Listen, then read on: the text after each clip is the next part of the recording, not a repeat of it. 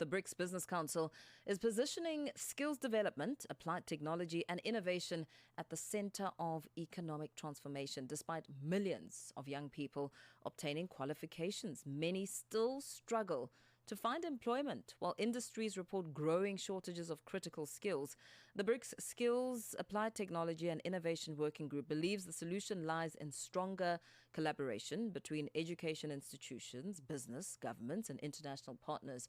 To help us make sense of this, unpacking the challenges and the opportunities that lie ahead, we're joined by Mapule Ncanywa, who's chairperson of the Skills, Applied Technology and Innovation Working Group in the South African BRICS Business Council. A very good evening to you. Thank you so much for your time and welcome. Thank you, Mpho, and good evening to the viewers and listeners alike.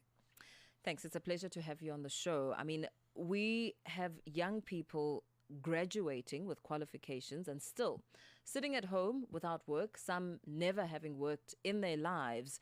How broken is the link between what our education system produces and what the economy actually needs? Sure. And that has been one of the contending issues we've been grappling with, Mpho, in the country for the longest while. I think what we are finding is that, the academic institutions continue to produce, graduates year in, year out. And we're not even talking about the shortages of those that are not finding space to actually enter the academia space.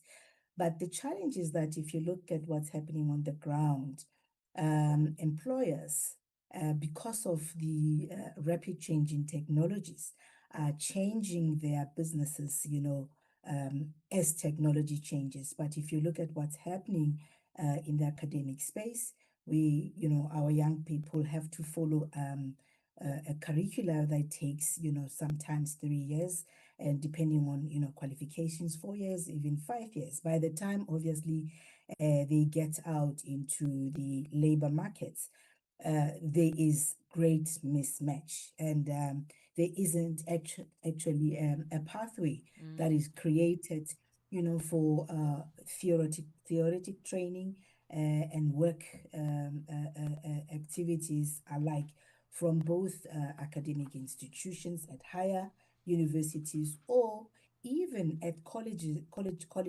levels. Your TVETs, what we know, are the ones that were geared to provide such. Their occupational training are not necessarily linked to what employers really need. And so this is the challenge that we see of this mismatch. And I think my working group has been hard at work to try and find, initiatives that tries to bridge this mismatch and the gap that it creates. Because from a business side, we do get what businesses want. And when we look at what we are producing, to your question, we find that we continue with this trajectory of mismatching. And at some point, we need to, converge and actually produce for what businesses need and not continually, produce graduates that will struggle with unemployment, as it were. What are you exploring in your efforts to find initiatives that will essentially bridge that gap? So at the BRICS Business Council, what we are focusing at within my work group is really coming up with common standards for qualification across the BRICS fora, as it were. What that means is that we look at skills qualifications that our young people can utilize, be it at short interventions level or a bridge between what the young people are studying for, but come out and take a standards assessment, a BRICS standards assessment to figure out where they are at in terms of competing themselves from the other markets within the BRICS. And that is what we are driving at. Annually, we run these BRICS competitions as well as innovation competitions that tells us, the levels of competitiveness. It's something that I spoke about since 2020, 2023. And we are seeing that this is slowly growing, partnerships between academia, between research, and between businesses. And in itself, it actually shortens or bridges this gap that we are seeing for the challenge that we are experiencing of what we are producing versus what we require on the ground. This in itself, we issue what we call passports of skills. So if a young person decides to go and study cybersecurity as a specialization within the broader, computer sciences skills, they then can take that and test themselves across the markets. Brazil, what it is that they require the level, India or Russia, all the BRICS countries.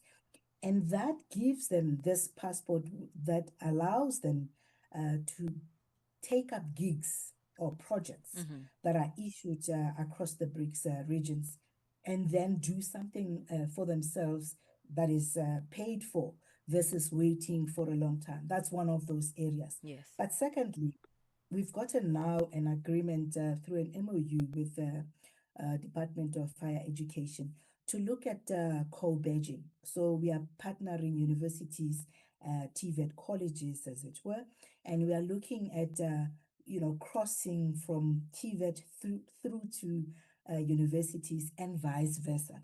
So if a learner finds that what they are studying for is not really yielding what they are hoping for when they look at opportunities, they should be able to find, backtracking ways into an occupational space that then can, allow them to enter into labor spaces where they can still offer their skills, as it were. So these are some of the opportunities that we are looking into.